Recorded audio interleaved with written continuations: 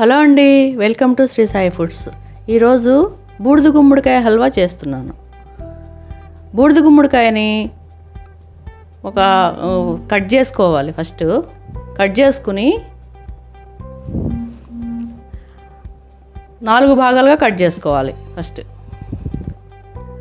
ముందే తొక్క తీయడానికి రాదు, అందుకోసమని 4 భాగాలుగా కట్ చేసుకుని పక్కన పెట్టుకుని ఒక్కొక్క దానికి గింజలు తీసేసుకోవాలి. తొడిమలు తీసేసుకుని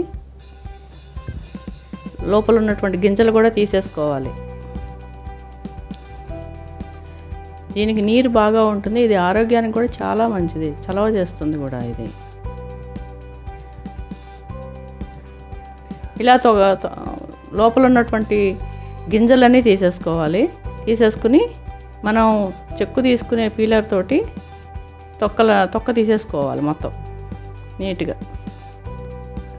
అసలు తొక్క ఉంచొద్దు, నీట్గా చేసేసుకోవాలి. తీసేసుకుని నీట్గా తురుము పెట్టుకోవాలి.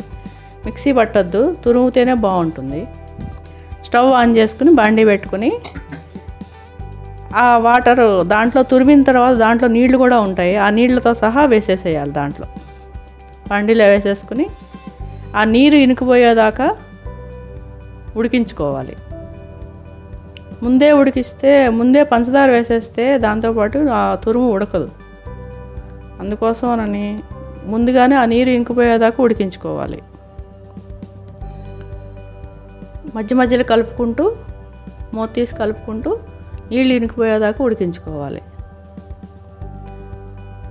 ఉడికిందా లేదా ఒకసారి చూసుకున్న తర్వాత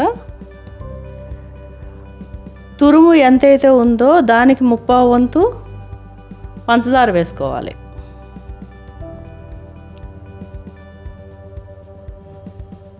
వేసుకుని పంచదార కరిగి మంచి పాకం వచ్చేంత వరకు, దగ్గర పడి పాకం వచ్చేంత వరకు ఉడికించుకోవాలి. మళ్ళీ ఒకసారి కలిగి పెట్టుకుని ఉడికించుకోవాలన్నమాట. అట్లా దగ్గర పడి చక్కగా పాకం అంతా మంచిగా నీట్గా వస్తుంది. తర్వాత చిన్న బాండీ ఒకటి పెట్టుకొని దాంట్లో నెయ్యి వేసుకుని జీడిపప్పులు వేయించుకోవాలి.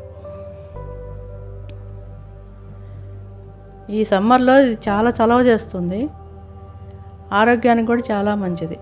దీన్ని ముత్తగా ముక్కలు తరుక్కుని మిక్సీ పట్టుకుని జ్యూస్లా చేసుకుని తాగినా కూడా చాలా బాగుంటుంది. హల్వా కూడా చాలా టేస్టీగా ఉంటుంది.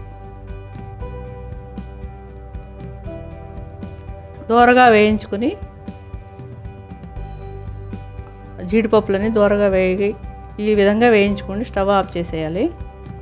అది వేయించుకున్నటువంటి జీడిపప్పులన్నీ ఈ హల్వా రెడీ అయిపోయింది. దాంట్లో వేసేసుకుని ఒకసారి కలిగి పెట్టుకుని తర్వాత పంచదార యాలకులు కలిపి మిక్సీ పట్టుకోవాలి. అది కొంచెం యాలకుల పొడి వేసేసుకుంటే బూడిద గుమ్మడికాయ halwa ready అయిపోయినట్లే.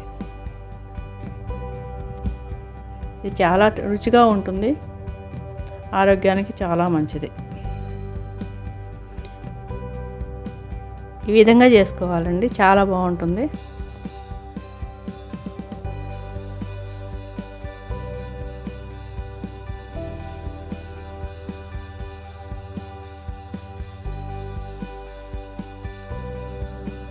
Thank you. Please like, share and subscribe చేసుకోండి.